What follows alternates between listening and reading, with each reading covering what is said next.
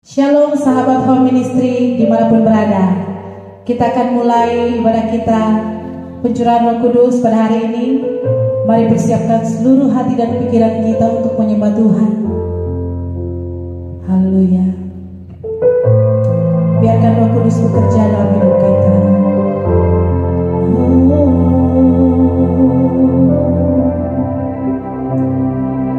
Roh Kudus yang hidup penuhiku. Roh Kudus yang hidup penuhiku.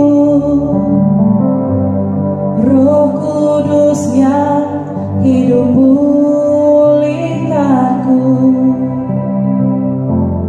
Turunlah urapan ke atasku.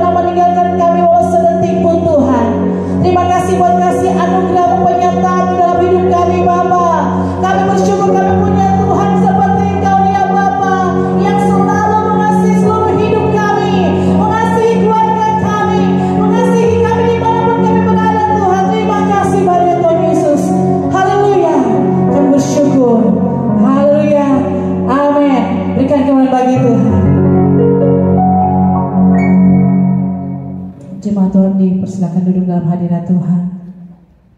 Mari persiapkan seluruh hati dan pikiran kita untuk mendengarkan kebenaran firman Tuhan. Kami hidup karena anugerah-Mu Tuhan.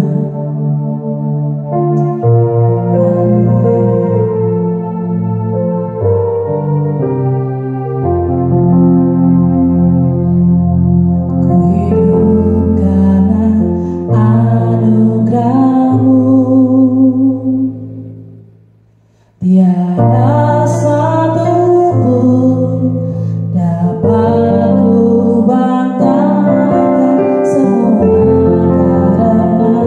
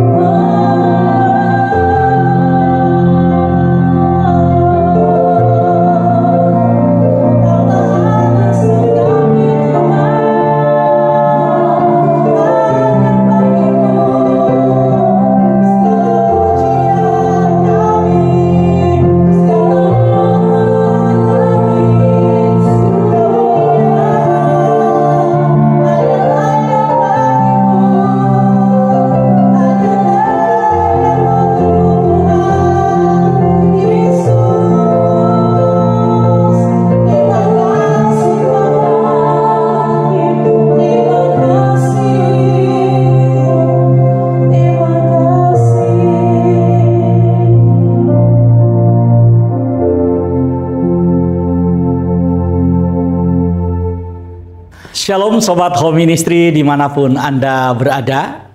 Saat ini puji Tuhan, Jemaat Home Ministry yang ada di Jawa Barat kemarin sudah mengadakan sakramen baptisan. Sekali lagi saya mengucapkan selamat kepada teman-teman yang kemarin sudah dibaptis. Kita percaya bahwa lewat baptisan itu kita masuk dalam persekutuan yang utuh bersama dengan Yesus Kristus Tuhan kita.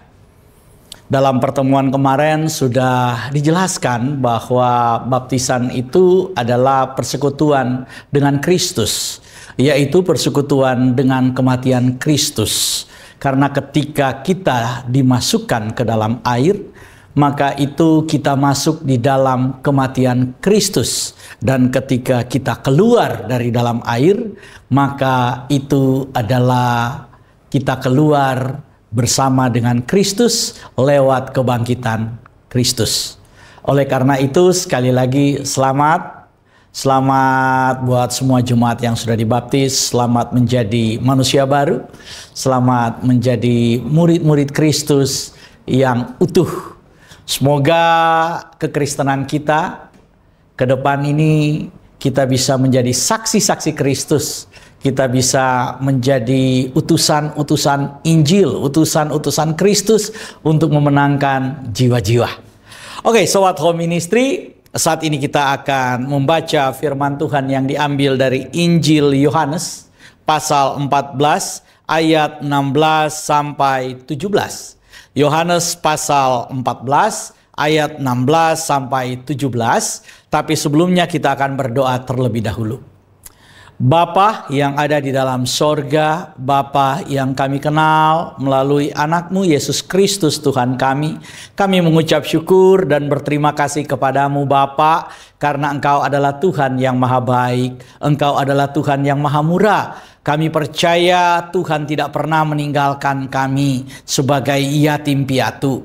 Karena itu Engkau telah mengutus Roh-Mu yang kudus untuk tinggal bersama dengan kami, untuk menyertai kami, untuk menjadi penuntun kami, untuk menjadi pembela kami, untuk menjadi mentor kami, supaya di mana Tuhan berada, di situ pun kami berada. Oleh karena itu ya Bapa, saat ini biarlah kuasa Roh Kudus yang Tuhan berikan untuk tinggal di dalam tubuh kami, mendiami tubuh kami sebagai bait-Nya yang kudus, saat ini berkarya, saat ini mengurapi kami, saat ini menjernihkan pikiran kami, pemahaman kami, sehingga kami mengerti apa yang menjadi kehendak Tuhan. Kami percaya ketika Roh-Mu bekerja saat ini, yang sakit dijamah disembuhkan oleh Tuhan di dalam nama Tuhan Yesus.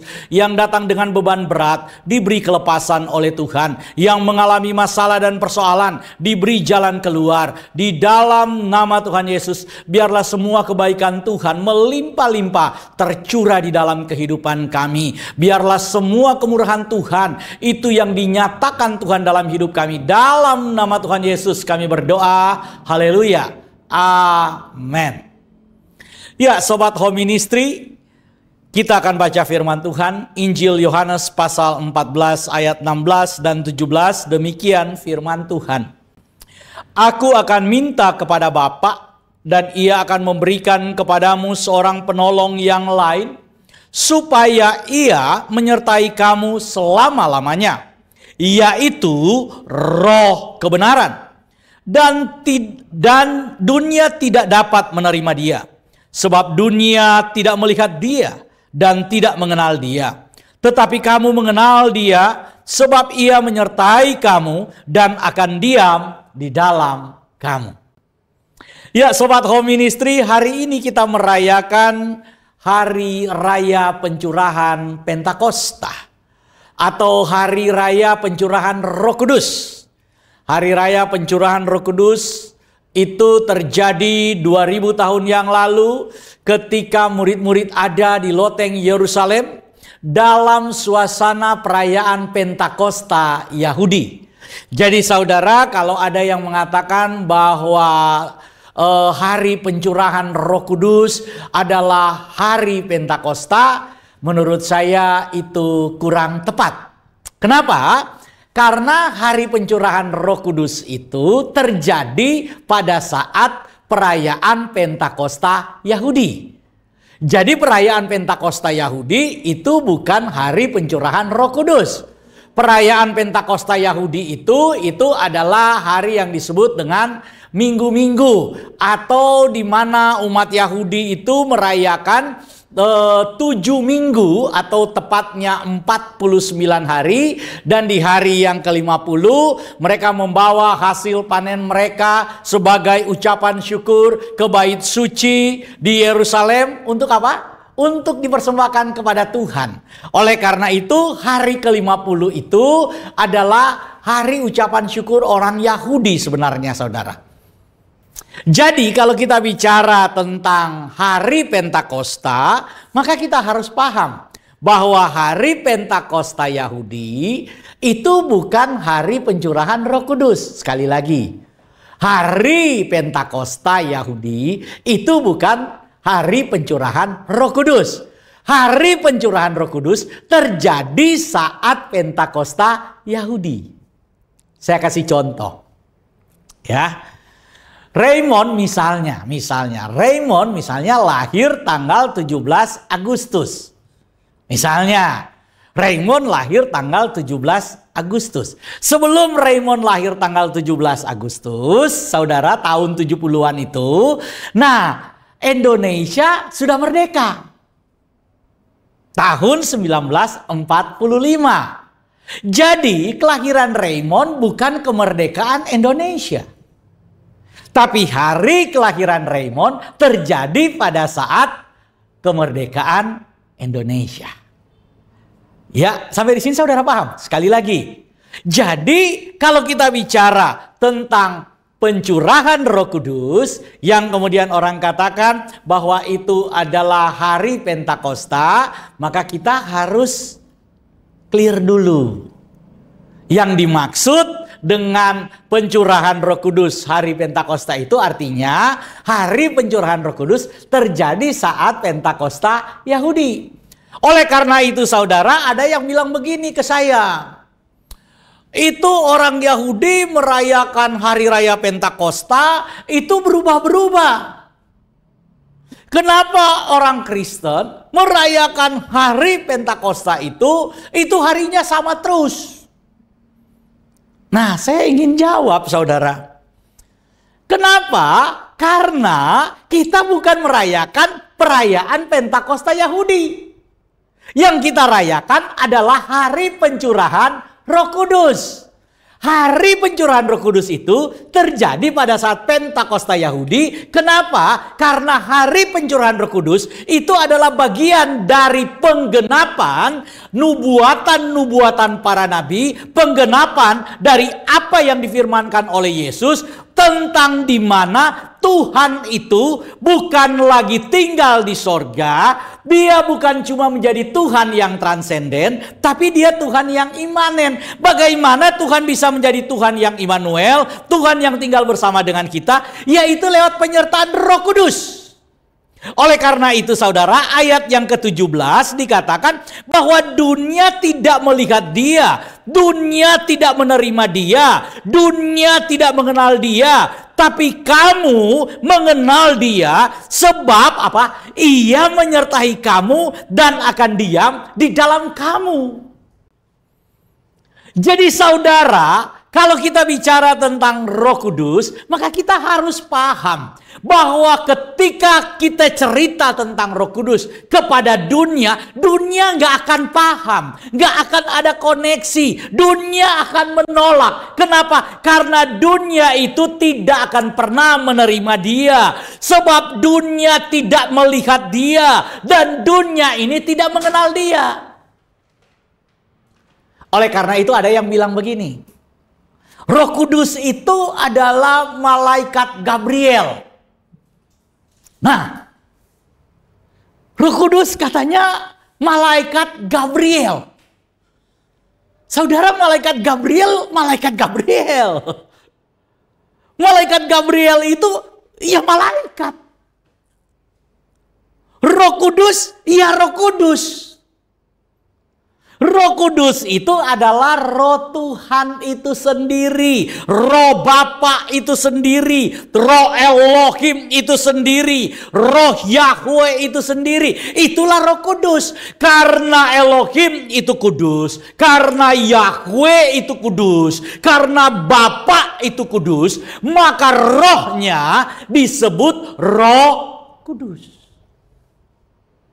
Oleh karena itu saudara, kalau ada yang bilang bahwa Roh Kudus itu adalah malaikat Gabriel, nah ini pasti perkataan dunia. Kenapa? Karena dunia gak kenal. Dunia gak kenal. Saudara juga mau jelasin sampai kucing tumbuh tanduk. Atau saudara mau jelasin juga ya, sampai kemudian matahari terbit di barat. Dunia nggak akan paham. Dunia nggak akan mengerti. Dunia nggak akan menerima. Karena firman-Nya sudah berkata bahwa dunia tidak melihat Dia. Dunia tidak mengenal Dia. Dunia tidak akan menerima Dia. Tetapi kamu, jadi kalau kita bicara tentang Roh Kudus dan kehadiran dari Roh Kudus, kita bicara tentang karya Roh Kudus secara privat. Kita bicara tentang karya Roh Kudus, pekerjaan Tuhan secara pribadi dalam diri pribadi-pribadi orang percaya. Jadi kalau kita berbicara tentang bagaimana Roh Kudus berkarya, bagaimana Roh Kudus itu bekerja, saudara harus paham terlebih dahulu bahwa Roh Kudus itu bekerja secara pribadi. Dia betul-betul bekerja dengan sifat yang privat. Ini luar biasa saudara. Kalau Roh Kudus itu hadir dalam hidup kita, hadir dalam hidup saudara secara pribadi, privat, betul-betul pribadi, maka itu artinya saudara sedang mendapatkan pelayanan khusus dari Tuhan secara pribadi. Betapa istimewanya saudara dan saya ketika Tuhan mau tinggal secara pribadi di dalam hidupmu. Dia mau berkarya secara pribadi di dalam hidupmu. Oleh karena itu dikatakan oleh firman Tuhan, kamu mengenal Dia. Kenapa? Karena pribadi itu secara pribadi tinggal berbicara secara pribadi dengan kita, menuntun secara pribadi, menyatakan hal-hal kepadamu secara pribadi. Inilah pekerjaan Roh Kudus. Oleh karena itu, ada yang tanya begini, Pak, apa sih tanda bahwa saya itu sudah dipenuhi oleh Roh Kudus? Bahwa Roh Kudus itu ada di dalam saya. Saya ingin katakan, yang pertama, tanda yang bisa saudara lihat adalah ketika saudara percaya kepada Yesus Kristus dan memberi dirimu kepada Yesus Kristus, engkau menyerahkan, engkau proklaim bahwa Tuhan dan Juru Selamatmu adalah Yesus Kristus. Lewat apa? Lewat baptisan.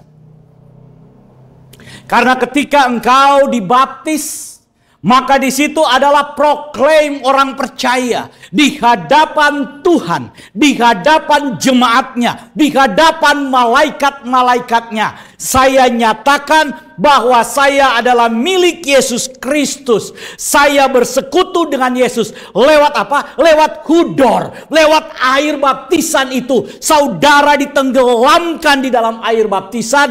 Kita menyatu dengan kematian Yesus. Kemudian kita diangkat, bangkit bersama dengan kebangkitan Yesus. Inilah pekerjaan Roh Kudus. Jadi tanda bahwa seseorang itu memiliki Roh Kudus ada di dalam dia, yaitu ketika dia percaya Yesus dan memberikan diri untuk bersekutu, menyatu dengan Kristus.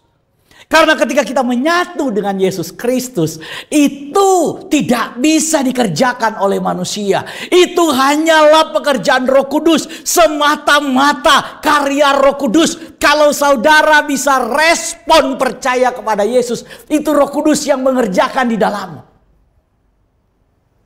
Dalam Filipi pasal yang kedua, ayat yang ke-12, saudara. Kalau kita baca, kita akan melihat di sana.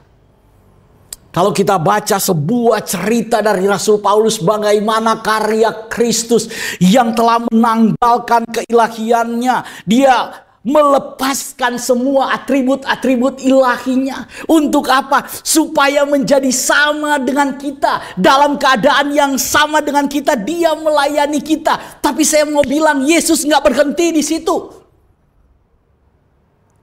Ada sebuah kegirangan yang selalu ingin diberikan oleh Tuhan kepada kita. Ada sebuah sukacita yang ingin Tuhan rasakan. Ingin kita merasakan sukacita Tuhan itu. Saudara tahu apa sukacita dari Kristus? Sukacita dari Kristus, Tuhan Yesus sendiri yang menyatakan bahwa Dia mau memberi rohnya kepada kita. Ini sukacita Tuhan, saudara. Jadi Roh Kudus itu adalah kerinduan dari Kristus. Kerinduan Tuhan Yesus adalah supaya Roh Kudus itu tinggal di dalam kita.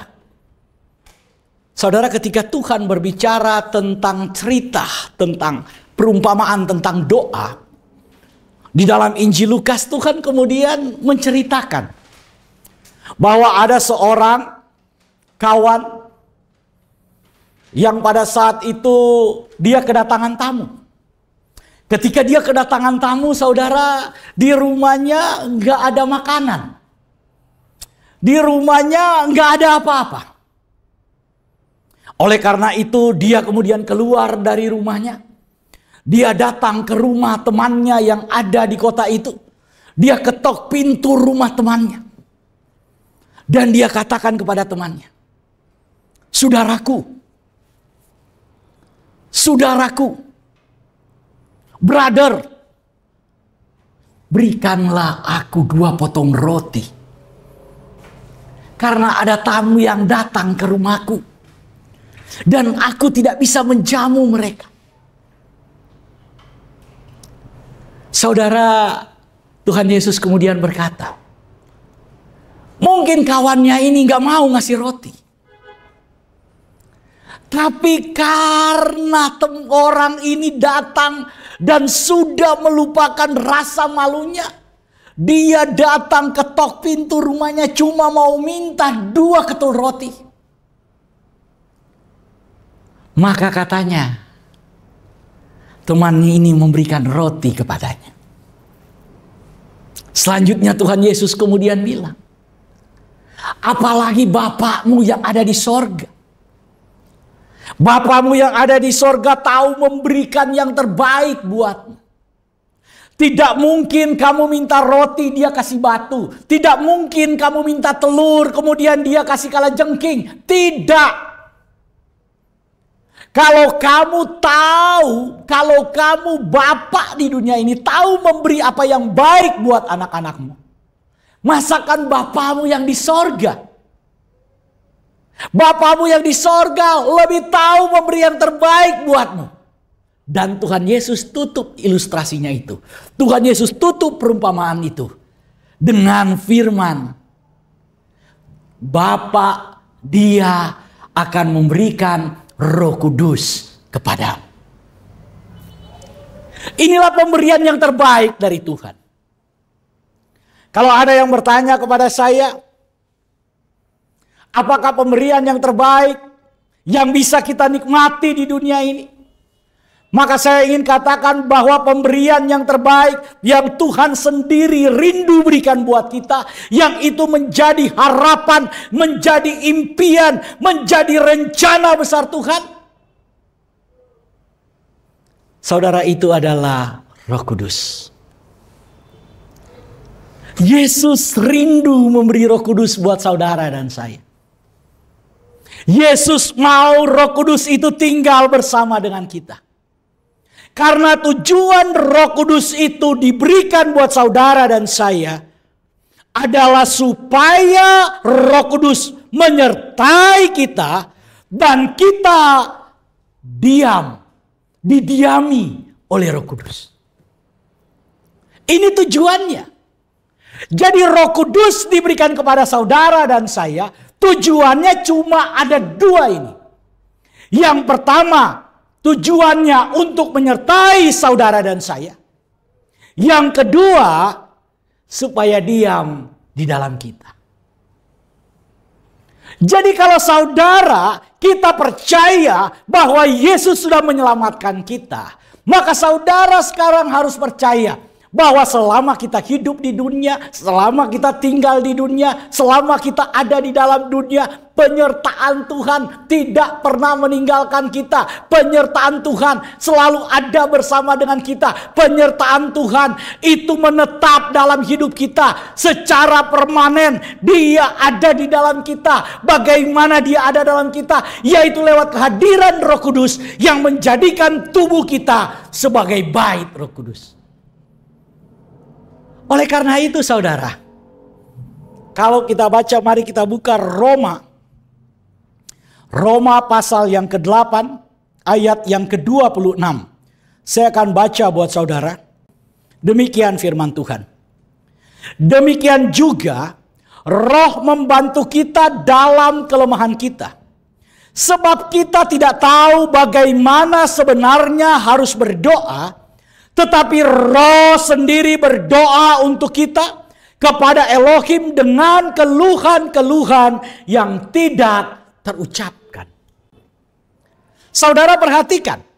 Firman Tuhan berkata, demikian juga Roh membantu kita dalam kelemahan kita. Jadi firman Tuhan ingin memberitahukan kepada kita, saudara, ketika Roh Kudus itu tinggal di dalam kita, bagaimana cara dia menyertai kita, saudara dan saya harus sadar. Saudara dan saya harus memiliki pemahaman yang benar. Bagaimana Roh Kudus menyertai kita dengan cara membantu kita dalam semua kelemahan kita.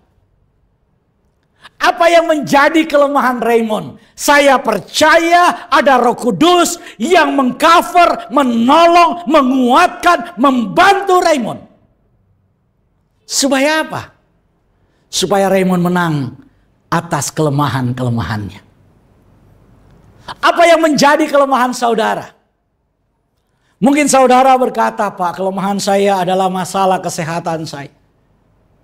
Percayalah, Roh Kudus yang ada di dalammu, yang tinggal di dalammu, yang menjadikan tubuhmu sebagai tempat tinggalnya, dia tahu apa yang menjadi kelemahanmu. Dia tahu bagaimana mengcover hidupmu. Dia tahu bagaimana membantu hidupmu. Oleh karena itu dikatakan Roh membantu kita dalam kelemahan kita. Ini luar biasa saudara. Luar biasa. Bukankah ada yang mengatakan bahwa manusia itu adalah gudangnya kelemahan? Gak ada manusia yang tanpa kelemahan. Coba sebut siapa? Superman. Banyak kelemahannya Superman.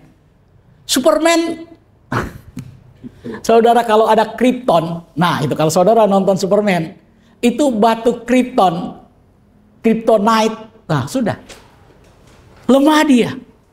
Bahkan Batman bisa ngalahin Superman. Bayangin saudara. Siapa? Ini Superman kan cerita fiksi saudara.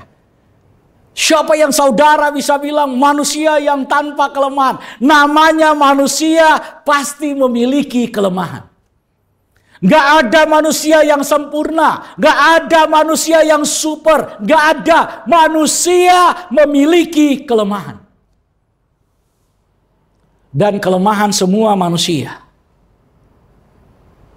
ada satu yang sama, yaitu mati. Betul saudara? Apakah saudara pikir saudara akan hidup selamanya? Bukankah kita melihat kenyataan makin lama tubuh kita makin lemah, makin lama tubuh kita ini makin bermasalah? Saudara, saya kerja. Sekarang tiap 2 jam kalau saya udah duduk, saya harus berdiri. Kenapa? Karena pinggangnya mulai pegel. Pinggang ini mulai, sakit. Mulai. Kenapa? Karena namanya tubuh. Tubuh manusia itu pasti lemah. Ada yang bilang, wah nggak apa-apa. Umur boleh tua. Tapi semangat muda ya. Saudara, semangat saudara boleh muda. Tapi nggak bisa lawan nih, tubuh makin merosot. Semangat, iya betul, harus semangat. Tapi tubuh kita kan mulai keropos. Gigi mulai keropos. Harus dimartil. Nah lu, yang bungsu nggak keluar. Nah, saudara bisa bayangkan. Kalau gigi bungsu nggak keluar, aduh. Itu gusi harus dibelek. Teman saya bilang, cara ngebleknya pakai martil saudara. Aduh, pakai linggis kali ya. Atau pakai apa tuh? Pakai diketok. Saudara bayangin. Ini baru masalah gigi. Belum masalah mata. Mulai katarak. Waduh. Waktu cek tutup mata kanan. Mata kiri saya ini. Dokter tunjuk. Ini angka berapa? Saya bilang gak bisa ngelihat dok. Semuanya buram. Nah lo. Dokter bilang. Ini masih bisa, coba tutup. Ambil alat terus benar-benar ditutup saudara. Jadi benar-benar gak bisa ngelihat mata kanan. Waktu saya lihat benar-benar yang dokter yang berdiri di depan saya itu cuma bayang-bayang. Waduh. Dokter bilang, wah pak, ini udah bahaya. Dia buka matanya kemudian dia cek pakai senter. Wah ini katarak pak. Lalu. Jadi gimana kalau katarak dok? Ya harus diangkat kataraknya. Operasi. Saudara bayangin, saya nggak sadar, ngerasa sehat-sehat aja. Ternyata saya sudah menjadi pendekar mata satu. Setengah katarak saudara. Saudara jangan anggap enteng. Tubuh kita makin lama makin apa? Merosot. Kemampuan kita mulai ada batas. Teman saya cerita dulu kalau dia naik tangga. Sekali jalan itu 2 tangga. Tak. Mr. Doni yang cerita ya. Sekali melangkah saudara 2 tangga. Nggak mau 1 tangga. 2 tangga. Langsung. Supaya cepet. Sekarang. Kalau mau ngelangkah harus hati-hati dulu. Jangan. Orang Manado bilang jangan ini buku-buku lagi. Kong dia keseleo repot. Jadi harus langkah pelan-pelan saudara. Kenapa? Karena umur. Saudara jangan pikir ketika saudara sudah umur, bebas saudara loncat-loncat. Hati-hati saudara, keseleo. Teman saya, wah dulu biasa ngangkat saudara. Ngangkat kalau di kampung ya, ngangkat padi, karung, dia angkat saudara, dia pikul. Tiba-tiba karena udah di kota jarang-jarang ngangkat karena ada umur yang gak jauh beda dengan saya, dia lebih tua sedikit dari saya. Cuma ngangkat air aja saudara, ngangkat air, dia mau bersihin lantai di depan, ngangkat air, pinggang orang bilang urat kejepit. Waduh. Hati-hati kenapa? Karena kita punya banyak kelemahan. Itu kelemahan-kelemahan fisik yang ada di dalam tubuh kita. Ada kelemahan-kelemahan lain yang mungkin tidak diketahui orang lain. Ada kelemahan-kelemahan kita yang tidak kita ceritakan kepada orang lain. Bahkan ketika kita mau cerita di hadapan Tuhan, kita mungkin terlalu malu untuk mengucapkan itu. Kita mungkin terlalu takut untuk mengeluarkan perkataan itu. Tetapi firman Tuhan bilang bahwa Roh Kudus itu berdoa, berbicara buat saudara dan saya di hadapan Bapa dan Kristus. Untuk apa? Untuk menolong kita mengeluhkan keluhan-keluhan yang tidak terucapkan dari diri saudara dan saya.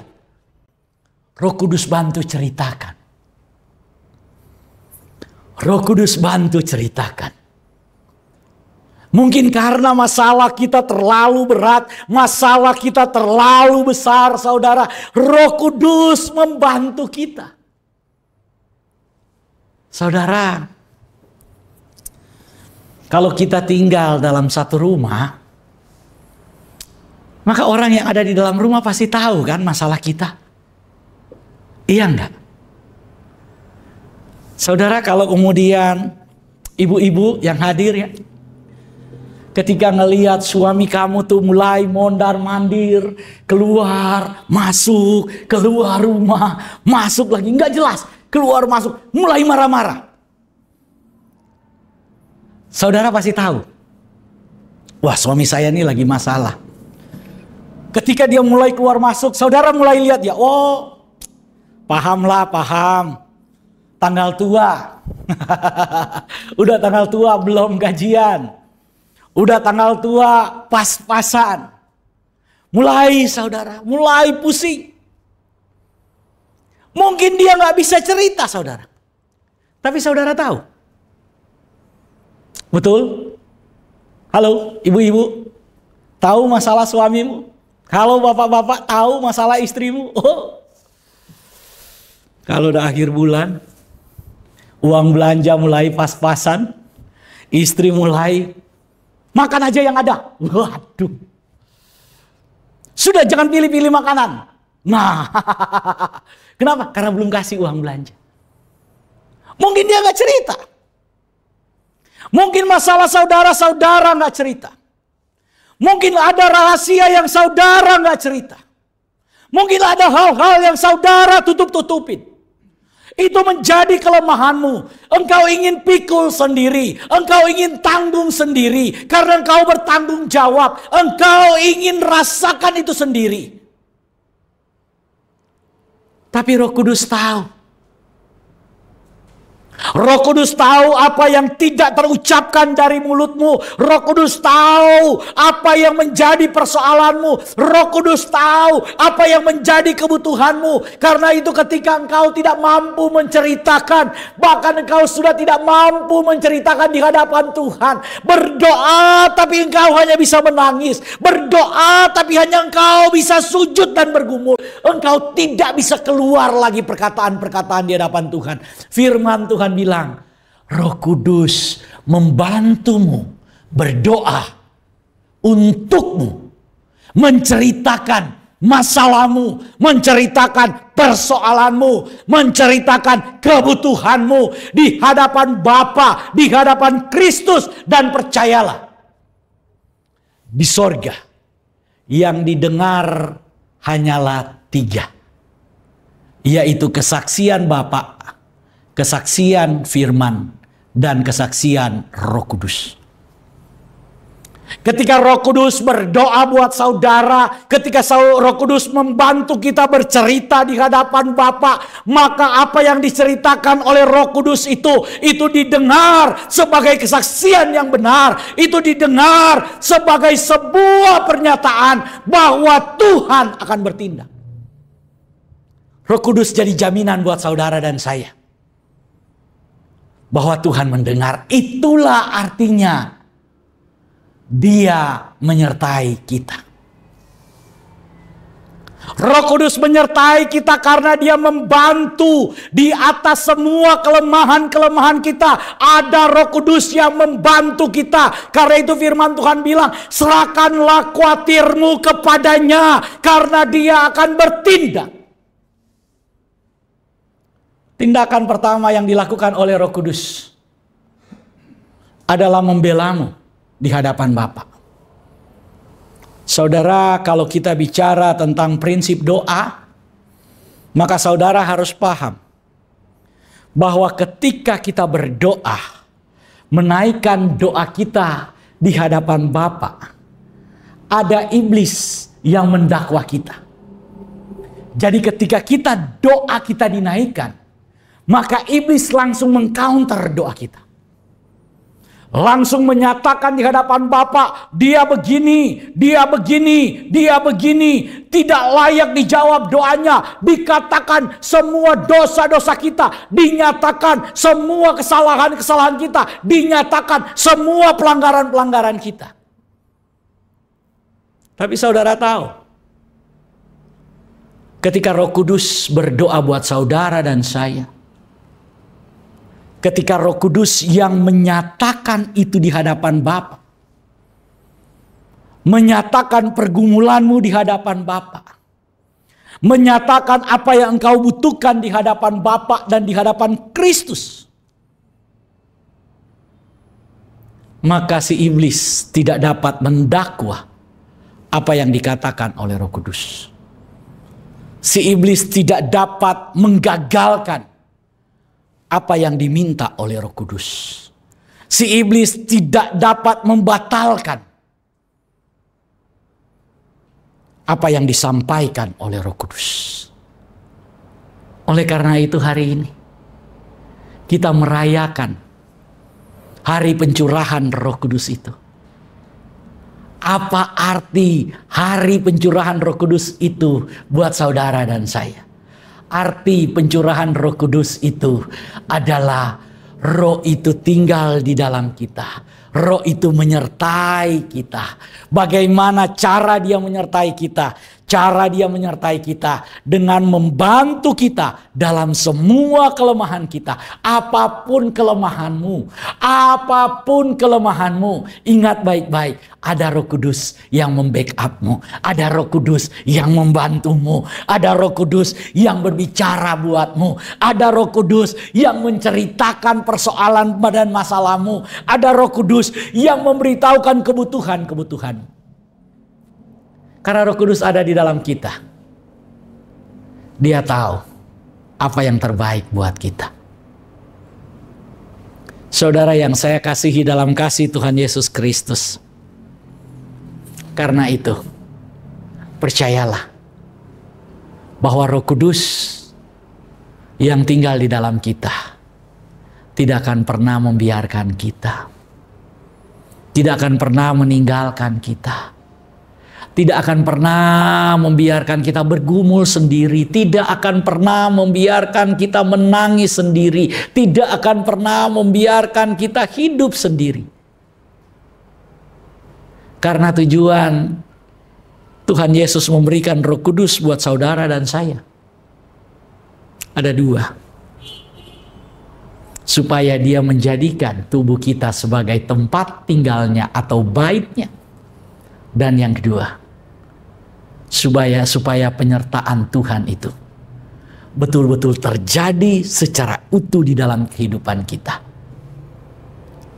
Jadi ketika saudara merasa bahwa saudara sendiri, ingat baik-baik, Roh Kudus ada di dalam kita dan dia berbicara buat saudara.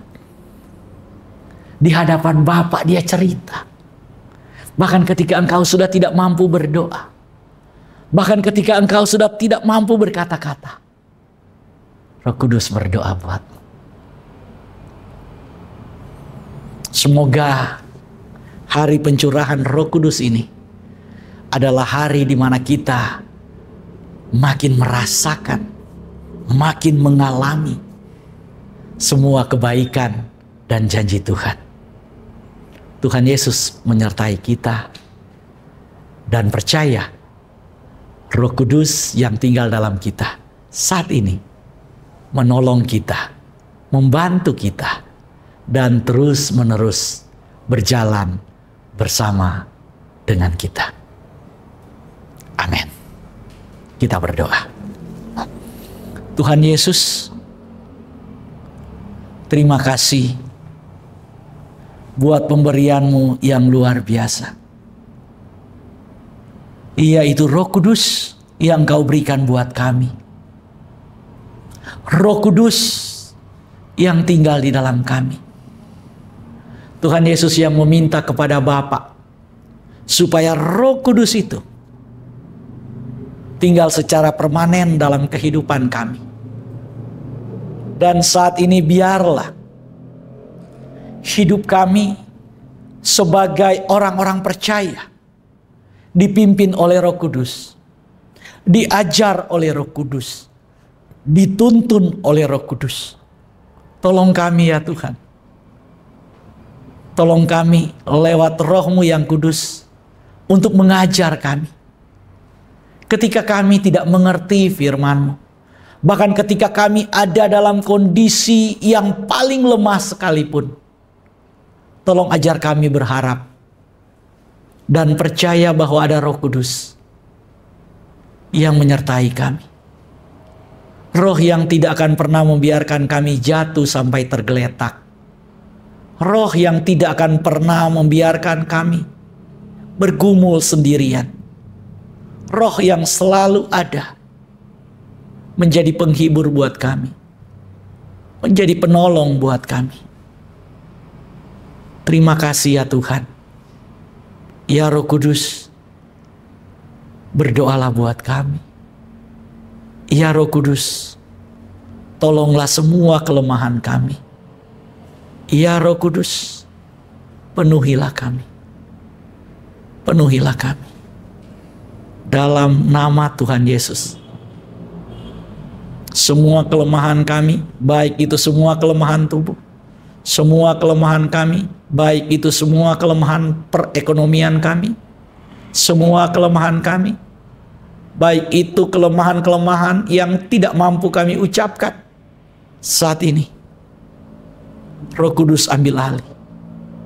Roh Kudus ambil alih. Dalam nama Tuhan Yesus, kami berdoa dan kami percaya kami diberkati. Haleluya. Amin. Sobat Home Ministry, sampai jumpa pada minggu yang akan datang.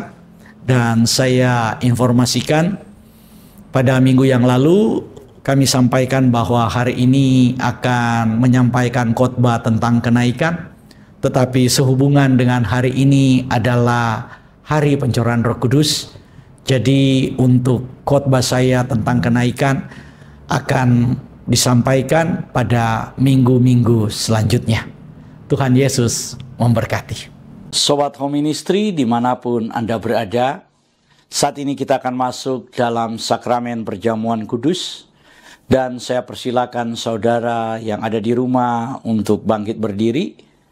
Bagi saudara-saudara yang saat ini sudah menyiapkan sarana perjamuan kudus, mohon dipegang dan kita akan doakan sama-sama. Di dalam nama Tuhan Yesus, saat ini kami mengangkat roti dan anggur ini. Kami kuduskan, kami sucikan di dalam nama Tuhan Yesus, menjadi layak digunakan untuk perjamuan kudus ini. Dalam nama Tuhan Yesus, haleluya, amin. Saudara, dengarkanlah ketetapan perjamuan kudus. Yesus berfirman, "Akulah roti hidup yang telah turun dari sorga. Jikalau seorang makan dari roti ini, ia akan hidup selama-lamanya. Dan roti yang kuberikan itu ialah dagingku, yang akan kuberikan untuk hidup dunia."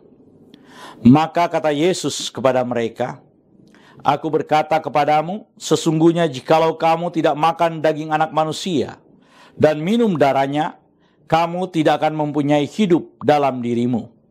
Barang siapa makan dagingku dan minum darahku, ia mempunyai hidup yang kekal, dan aku akan membangkitkan dia pada akhir zaman. Sebab dagingku adalah benar-benar makanan, dan darahku adalah benar-benar minuman. Barang siapa makan dagingku dan minum darahku, ia tinggal di dalam aku dan aku di dalam dia.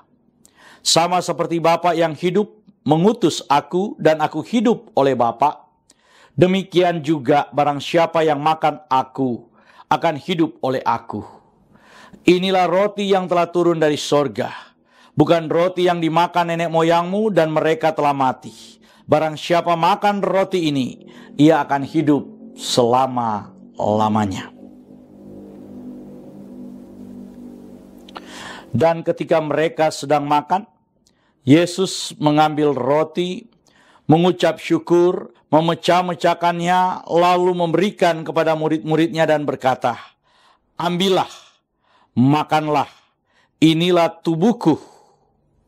Sesudah itu Tuhan Yesus mengambil cawan, mengucap syukur, lalu memberikannya kepada mereka sambil berkata, "Minumlah kamu semua dari cawan ini, sebab inilah darahku, darah perjanjian yang ditumpahkan bagi banyak orang untuk pengampunan dosa." Kalau saudara percaya bahwa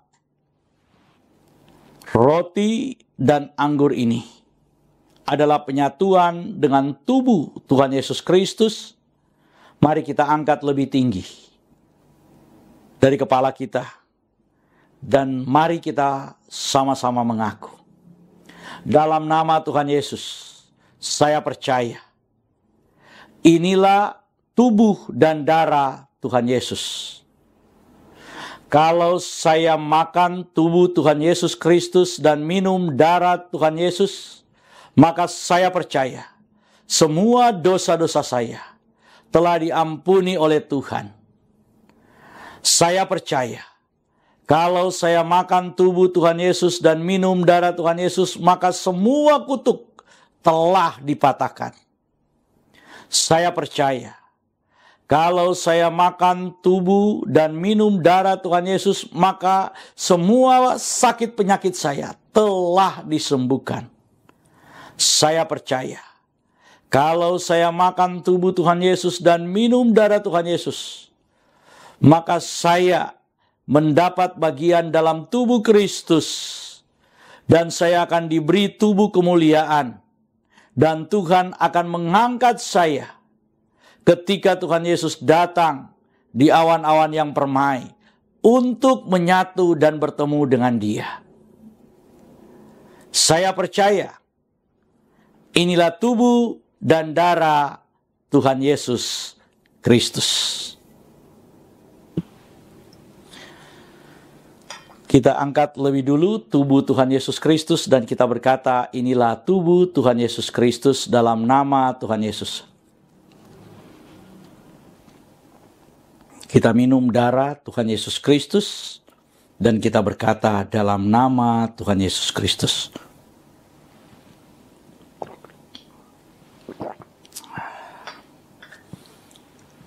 Mari kita mengucap syukur bersama-sama. Karya terbesar dalam hidupku, pengorbananmu yang selamatkanku. Engkaulah harta yang tak ternilai, yang ku miliki dan ku hargai. Yesus, Engkau ku kagumi. Karya terbesar dalam hidupku, pengorbananmu yang selamatkanku. Engkaulah harta yang tak ternilai, yang ku miliki dan ku hargai. Yesus, Engkau ku kagumi. Sobat Home Ministry, saat ini kita akan akhiri ibadah kita hari ini. Ibadah yang luar biasa, di mana kita merayakan hari pencurahan Roh Kudus. Tapi sekali lagi, di akhir ibadah ini saya ingin mengucapkan selamat buat semua jemaat Home Ministry yang kemarin sudah melaksanakan sakramen baptisan kudus. Kami ucapkan selamat hidup di dalam Tuhan, hidup bahagia dalam semua kepenuhan ilahi yang Tuhan janjikan buat kita. Tetap teguh di dalam iman, tetap percaya apapun pergumulan kita, apapun persoalan kita, harus diingat ada Tuhan yang menyertai kita, ada Roh Kudus yang selalu bersama kita. Saya undang untuk bangkit berdiri. Kita akan menerima berkat Tuhan. Jemaat Tuhan, milik Tuhan, angkatlah kedua belah tanganmu, arahkanlah hati dan pikiranmu, dan terimalah berkat Tuhan. Di dalam nama Tuhan Yesus diberkatilah hidupmu. Diberkatilah rumah tempat tinggalmu. Diberkatilah keluarga, suami, istri, anak-anak, bahkan cucu-cucumu. Diberkatilah sumber-sumber mata pencarian, penghasilan, pekerjaan, dan karirmu. Diberkatilah tubuh jasmani dan kesehatanmu. Dan diberkatilah pertumbuhan rohanimu. Biarlah semua berkat dari Bapa Sorgawi, Bapa Yahweh namanya, cinta kasih dari Tuhan kita Yesus Kristus, Yeshua HaMashiach, dan persekutuan dengan rohnya yang kudus, Ruach HaKodes, menyertai kita semua, mulai dari sekarang sampai selama-lamanya. Kita yang percaya diberkati oleh Tuhan dan menerima berkat Tuhan ini, mari berkata bersama saya, amin.